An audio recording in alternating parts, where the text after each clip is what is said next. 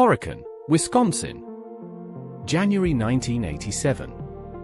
Alan and Deborah Tallmann had lived in their Larrabee Street home for years without incident. Then they brought home a secondhand bunk bed for their children. Within weeks, family members were reporting fires that appeared from nowhere, voices, and a presence in the house that none of them could explain.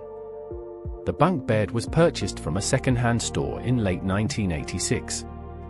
According to Deborah Tallmann, strange occurrences began almost immediately after it was assembled in the children's room. The family's two young children began waking in the night, distressed. Deborah reported seeing a glowing light in the garage that had no identifiable source. Alan Tallmann worked night shifts. Deborah was often alone with the children. She later told investigators that she witnessed flames appear inside the garage on multiple occasions, flames that left no burn marks and vanished before she could respond. Neighbors were not reported to have witnessed these events directly.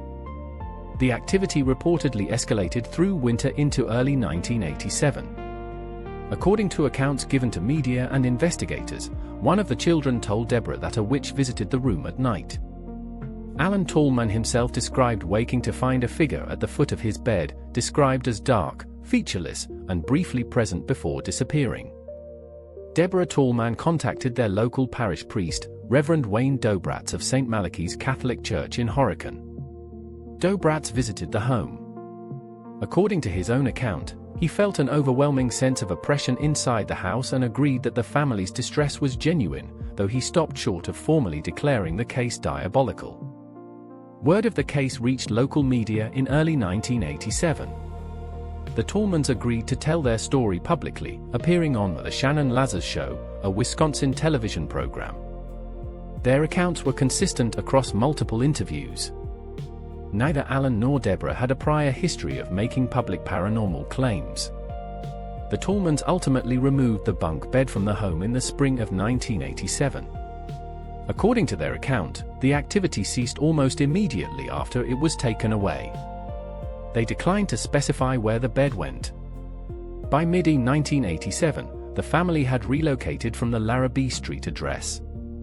Alan Tallmann stated in interviews that he wanted the story told so others would take it seriously. No formal scientific investigation of the property was documented. Reverend Dobratz confirmed his visit and his assessment of the family's sincerity. Paranormal researcher and author Jay Anson had no involvement. The case was investigated primarily at the local level. No structural abnormalities, gas leaks, or carbon monoxide sources were publicly identified as having been tested.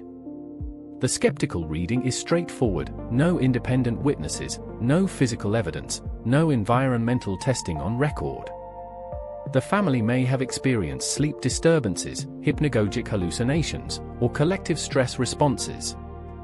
What the mundane theory doesn't address as cleanly is the abrupt end of the activity following the bed's removal, and the consistency of the accounts across months of separate interviews.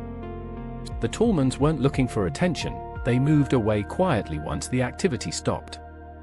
The case sits in an uncomfortable middle space, not enough evidence to confirm anything extraordinary, but not enough investigation to rule it out cleanly either. So what do you think? Is there a rational explanation, or is something else going on? Drop a comment below, and if you've had an encounter of your own, we want to hear about it.